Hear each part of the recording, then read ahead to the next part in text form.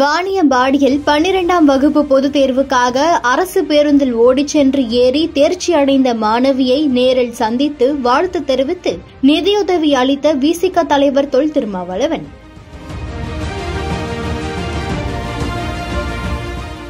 திருப்பத்தூர் மாவட்டம் வாணியம்பாடி அடுத்த கொத்தக்கோட்டை பகுதியைச் சேர்ந்தவர் மகேந்திரன். இவரது மகள் மாணவி சுஹாசினி.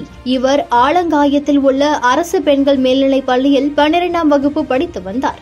கடந்த மார்ச் 25ஆம் தேதியன்று கொத்தக்கோட்டை பேருந்து நிறுத்தத்தில் 12ஆம் வகுப்பு மாணவி தேர்வு எழுத செல்வதற்காக பேருந்து நிலையத்தில் காத்திருந்த பொழுது அவ்வழியாக வாணியம்பாடி பேருந்து நிலையத்திலிருந்து ஆலங்காயம் வரை செல்லக்கூடிய அரசு பேருந்து நிறுத்தத்தில் நிற்காமல் சென்றதால் பேருந்தை பின்தொடர்ந்து ஓடிய மாணவி பேருந்தில் ஏறி தேர்வுக்கு சென்ற வீடியோ வெளியாகி பெரும் பரபரப்பை ஏற்படுத்திய நிலையில் 8ஆம் தேதியன்று 12ஆம் வகுப்பு தேர்வு முடிவுகள் வெளியான நிலையில் அரசு பேருந்தில் ஓடி சென்று ஏறிய பள்ளி மாணவி சுஹாசினி தமிழ் பாடத்தில் 93 மதிப்பெண்களும், ஆங்கில பாடத்தில் 68 மதிப்பெண்களும், இயற்பியல் பாடத்தில் 61 மதிப்பெண்களும், வேதியியல் பாடத்தில் 56 மதிப்பெண்களும், தாவரவியல் பாடத்தில் 81 மதிப்பெண்களும், உயிரியல் பாடத்தில் 78 மதிப்பெண்களும் எடுத்து மொத்தம் 600 மதிப்பெண்களுக்கு 437 மதிப்பெண் எடுத்து 72.83% தேர்ச்சி பெற்று மாணவி சுஹாசினி அசத்தியுள்ளார். மேலும் மாணவி பேருந்தில் ஓடிச் சென்று ஏறி தேர்வு எழுதிய